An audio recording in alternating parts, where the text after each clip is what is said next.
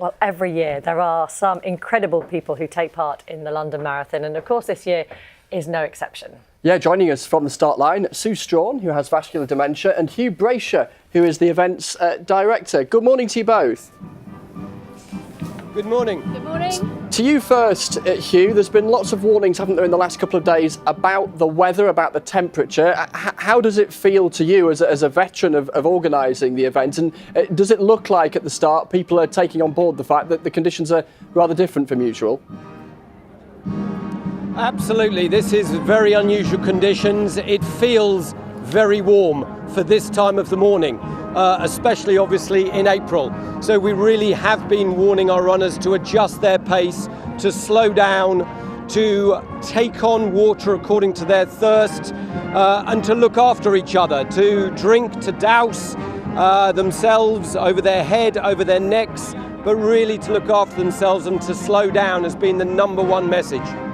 Well, I appreciate you both talking to us on a morning, Sue, where you're limbering up for the marathon. You then find yourself on the television trying to do an interview with a brass band playing in the background. So we admire your fortitude already, and you're not even yet, running and heading down those streets.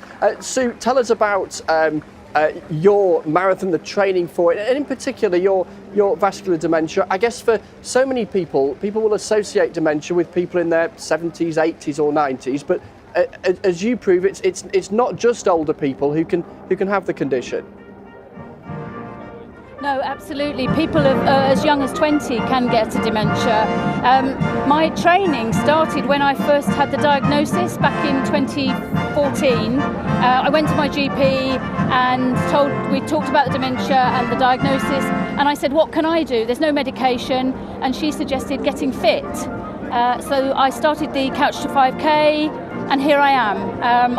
It's very different here from the leafy lanes of Herefordshire where I run, where I have spectators in the form of flocks of sheep, herds of Hereford cattle, the odd buzzard, and no people. And usually I try and pull my shoulders back if I see a person. So today I'm going to have my shoulders back all the time. Yeah, and presumably no brass bands in the fields of Herefordshire either, who seem to know just at the point you're about to start talking with piping up with the music.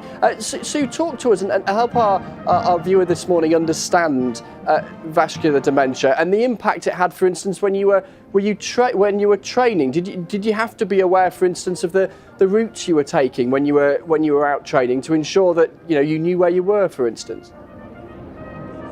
Yes, absolutely. And my partner always knew where I was running. I used the same route except for one occasion where I diverted slightly and got lost and got very panicky, but managed to calm myself down, walked back to where I was familiar with.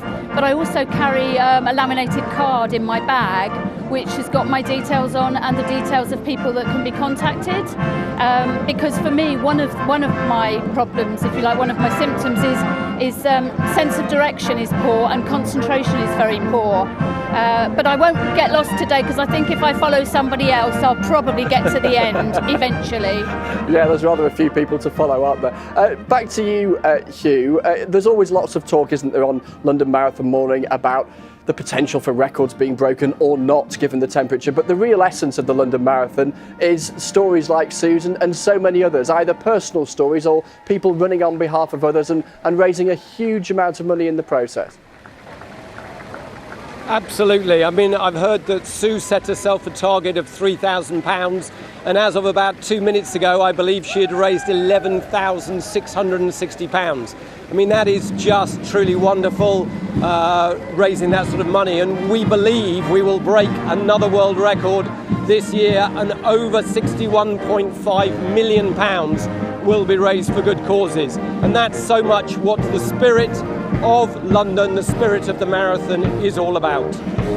And Sue, I saw your facial expression there as Hugh mentioned the amount of money you've raised. Congratulations on the money you've raised. All the very best with the race. You can see your nickname there on your shirt for people to shout as you head round. We wish you all the best, Hugh and Sue. Thanks very much. Thank you.